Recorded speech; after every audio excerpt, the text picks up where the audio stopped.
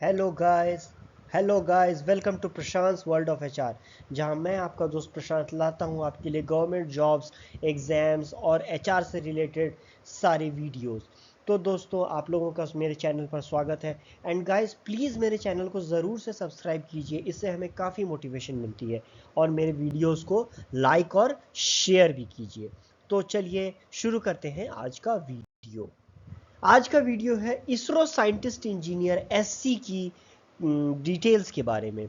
ISRO scientist engineer SC क्या होता है, what is the age limit and eligibility, exam pattern क्या होता है, क्वालिफाइंग क्राइटेरिया क्या है, और सबसे इंपॉर्टेंट सैलरी कितनी होती है। So let's see. ISRO scientist engineer SC fresh engineering graduates जो है वो इसरो को ज्वाइन कर सकते हैं, और उन्हें जो डेजिग्नेशन दी जाती है वो होती है साइंटिस्ट इंजीनियर एससी। ये स्टार्टिंग डेजिग्नेशन होती है। 7th पे स्केल के अकॉर्डिंग लेवल 10 की डेजिग्नेशन होती है। इंजीनियरिंग ग्रेजुएट्स जो बीटेक किया है, जिन्होंने electronics, mechanical, computer science, electrical etcetera से, वो एलिजिबल होते हैं। एज पर नोटिफिकेशन अलग अलग फील्ड्स के डोमेन्स के इंजीनियर्स जो होते हैं वो एलिजिबल होते हैं। इस एग्ज़ाम को देने के लिए एज लिमिट 28 ईयर्स होती है, क्योंकि ये फ्रेश इंजीनियरिंग ग्रेजुएट्स को ले रहे हैं, इसलिए 28 साल से कम के एज लिमिट होनी चाहिए फॉर जनरल कैंडिडेट्स। और ओबीसी और एससी एसटी को रिलैक्सेशन दी जाती है। अब इसका सिलेक्शन प्रोसेस क्या होता है, तो इसरो एक all India base written test conduct करती है।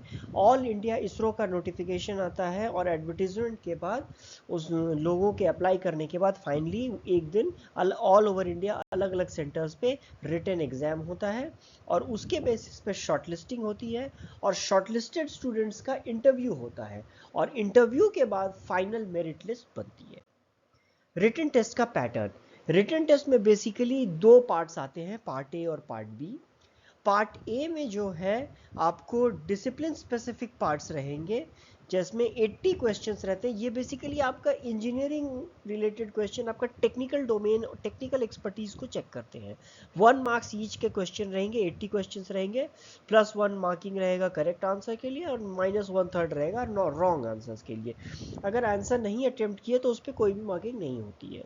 पार्ट बी होता है एप्टीट्यूड एबिलिटी टेस्ट, जिसमें 15 एमसीक्यूज होते हैं 20 मार्क्स के। इसमें कोई नेगेटिव मार्क्स नहीं होता है। यहाँ क्वेश्चंस आपको रीजनिंग और क्वांट से आएंगे। ये बेसिक एप्टीट्यूड टेस्ट होता है जो लोगों को देना होता है। सो ये होते हैं इस रिटन टेस्ट एग्जाम के पैटर्न। अब बात करते हैं इंटरव्यू की। इस रिटन परफॉर्मेंस के बेसिस पे इंटरव्यू के लिए शॉर्टलिस्टिंग होती है 1:5 के रेशियो में। जैसे कि सपोज कीजिए टोटल 100 सीट्स है, वैकेंसीज है 100 सीट्स इलेक्ट्रॉनिक्स में, इलेक्ट्रॉनिक डोमेन में साइंटिस्ट इंजीनियर के लिए। तो 500 कैंडिडेट्स को जो है इंटरव्यू के लिए शॉर्टलिस्ट किया जाएगा 1:5 के रेशियो में, और मिनिमम 10 कैंडिडेट्स तो होने ही चाहिए। सपोज सिर्फ एक ही सीट है तो 10 कैंडिडेट आ जाएंगे। उसके बाद बात करते हैं पैनल जनरेशन का वेटेज। जब फाइनल पैनल बनता है इंटरव्यू के बाद, तो जो वेटेज होता है 50% रिटन को दिया जाता है, और 50% इंटरव्यू को होता है। मतलब आपने रिटन में जितना लाया है उसका 50% लिया जाएगा, और इंटरव्यू में आपने जितना स्कोर किया है उसका 50%। ये दोनों मिला के फाइनल मेरिट लिस्ट का स्कोरिंग बनेगा।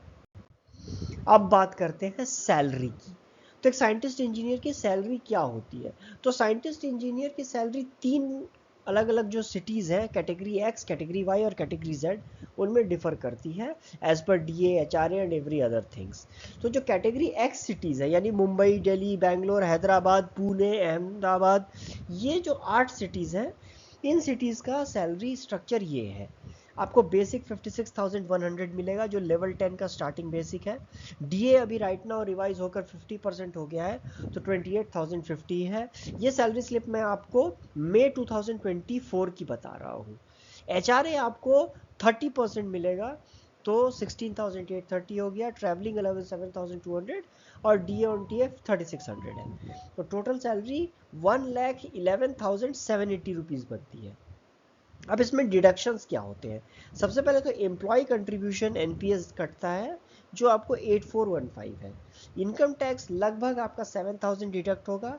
सीएचएसएस जो मेडिकल फैसिलिटी मिलती है, उसका मंथली सब्सक्रिप्शन कटेगा 841 रुपीज़, और कैंटीन का भी आपको जो सब्सिडाइज खाना मिलता है उसका चार्ज आपको 800 रुपीज़ पर मंथ कटेगा। तो टोटल डिडक्शंस अराउंड 17,056 रुपीज़ हो जाती है। तो in hand take home salary 94,724 rupees आती है, जो एक बहुत ही हैंडसम सैलरी है for a starting engineering graduate. अब आते हैं कैटेगरी वाई सिटी में। इसमें भी बेसिक 56,100, डीए 28,500 है, 2850 है, बट एचआरए यहाँ 20% हो जाता है तो 11,220 मिलता है। ट्रैवलिंग अलाउंस यहाँ 3600 है और डी ऑन डी 1800 है। तो टोटल सैलरी 1,0770 हो जाती है। डिडक्शन सेम रहते हैं, एनपीएस 8415, इनकम टैक्स, सीएचएसएस, कैंटीन मिला के, तो टोटल डिडक्शंस वही 17,056 हो जाएंगे। तो in hand take home salary 3,714 rupees हो जाएगी। ये कैटेगरी वाई सिटीज़ की सैलरी हुई। अब बात करते हैं कैटेगरी जेड सिटी की। तो उसमें जो है आपको बेसिक डीए तो सेम रहेगा, एचआरए 10% हो जाएगा तो 5,600 मिलेगा।